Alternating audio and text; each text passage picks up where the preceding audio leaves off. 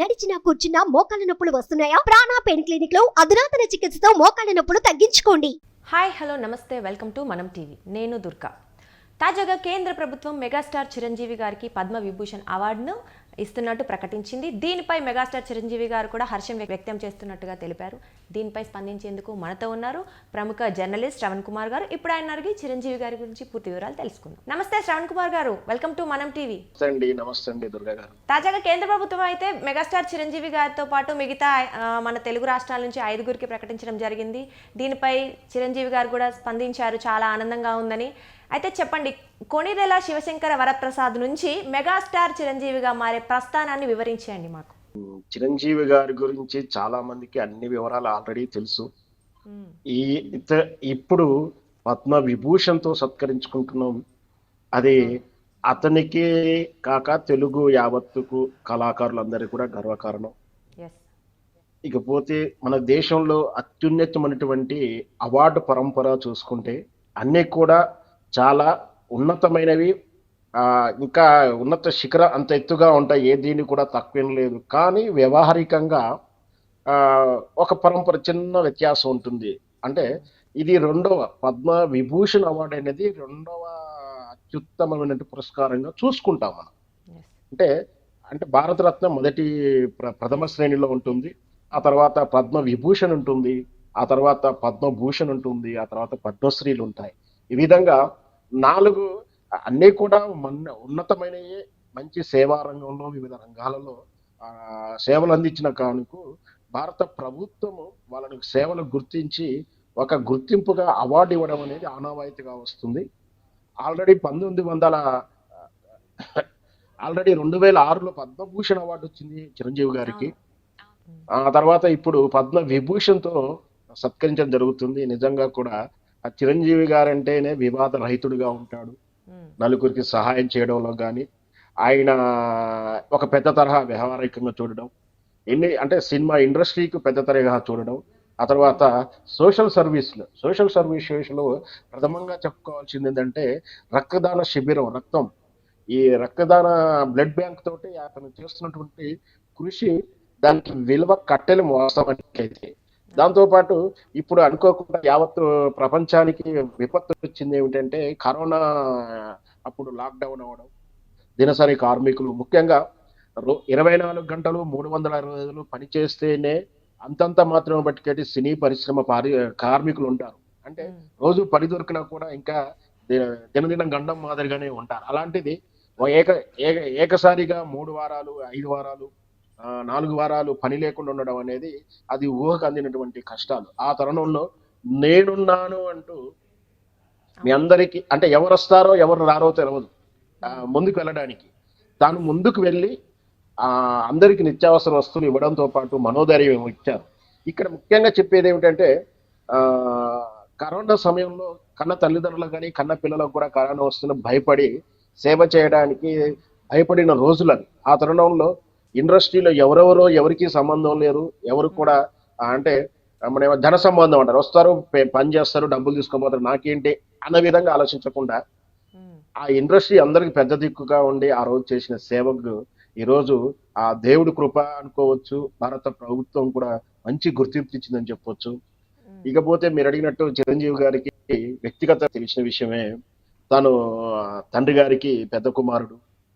తనకు ఆ సినీ రంగ ప్రవేశం చేయడం కూడా చాలా పట్టుదలగా చేసి తాను ట్రైనింగ్ అంటే మద్రాస్ ఇన్స్టిట్యూట్లో కూడా ఇతన్ని కొంచెం అనుమానాస్పదంగా, అంటే ఇతనేమి ఆర్టిస్ట్ అవుతాడు నువ్వు ఎలా అనుకుంటున్నావు అనే తరుణం. పైగా కాంపిటీషన్లు చూస్తారంటే ఆ రోజులకి నటుడు వాడు ఉండాలంటే ఒక 6 అడుగులు ఉండాలి, పూర్ణ ముఖం ఉండాలి, ఒక రాముడు శ్రీరాముడు దుర్యోధన పాత్ర చేసే నాటకాల నుంచి వచ్చేటువంటి ఆర్టిస్టులు ఎక్కువగా ఉన్న రోజులు.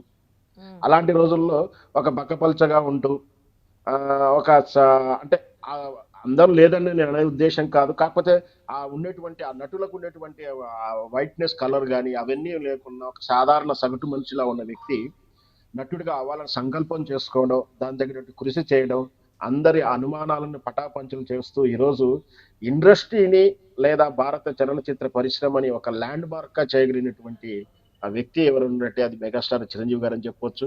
అతనికి ఎన్నో అవార్డ్స్ వచ్చాయి.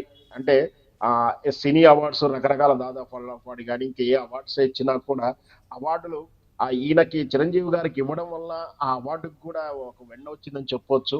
Yes. దీంతో భారత ప్రభుత్వం ఇచ్చినటువంటి రెండో అత్యంత పురస్కారమైనటువంటి పద్మ విభూషణ్ ఇవ్వడం కూడా నిజంగా చిరంజీవి గారికి అయితే ఇచ్చేనైతేమి ఈరోజు వెంకయ్యనాయుడుకు మరి ఇంకా వైజయంతిమాల గారికి బిందేశ్వర పాటిల్ గారికి ఇవ్వడం నిజం కూడా అర్హులకే ఇచ్చారని స్పష్టంగా చెప్పవచ్చు అండి. ఎలాంటి కూడా వివాదం కూడా లేదని కూడా చెప్పొచ్చు. అవును, ఇప్పటికే చిరంజీవి గారికి ఆల్రెడీ 2 పద్మ అవార్డులు ఉన్నాయి, కొత్తగా ఇంకొకటి జాయిన్ అయింది దానిలో ఆ లిస్ట్లో. అయితే చిరంజీవి గారికి వెనక మన ఇండస్ట్రీకి వచ్చిన స్టార్టింగ్లో ఎప్పుడు గాడ్ ఫాదర్స్ అయితే లేరండి. ఆయన సొంతంగా తన కాళ్ళపై నిలబడి పైకి రావడం జరిగింది. అయితే కష్టానికి ఈరోజు ప్రతిఫలం కనిపిస్తుందంటారా?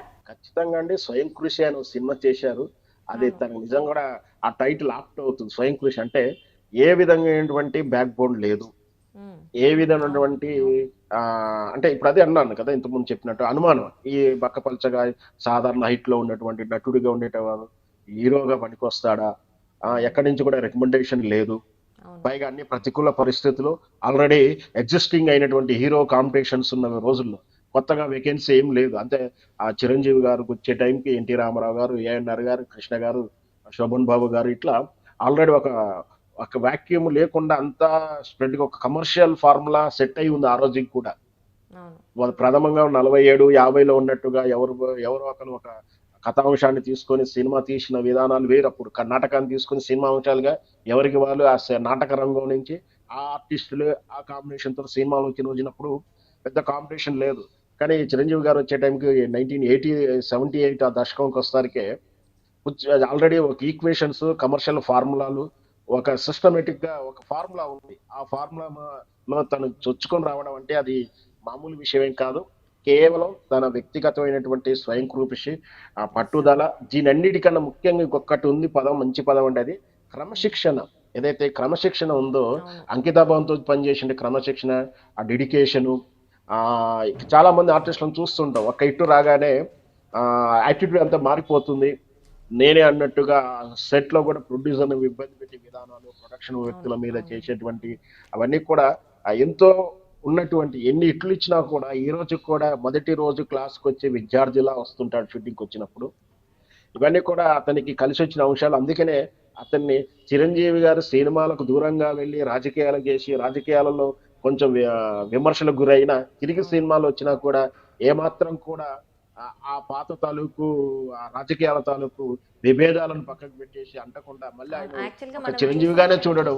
మనం చూసినట్లయితే చాలా మంది యువ హీరోలు కానీ ఈ తరం హీరోలు కానీ ఇప్పుడు వస్తున్న ఆర్టిస్టులు అందరూ కూడా మాకు ఇన్స్పిరేషన్ చిరంజీవి గారే, ఎటువంటి వెనక ఎటువంటి ఎవరి సపోర్ట్ లేకుండానే రావడం జరిగింది, ఇంత అంచెలంచెలుగా ఎదిగి మెగాస్టార్గా మారారు అని చెప్పి అందరూ ఆయన స్ఫూర్తిగా తీసుకోవడం జరిగింది. ఇది ఇంకొక ఆయన ప్రస్థానంలో ఇంకొక మెట్టెక్కారు అనుకోవచ్చు మనం.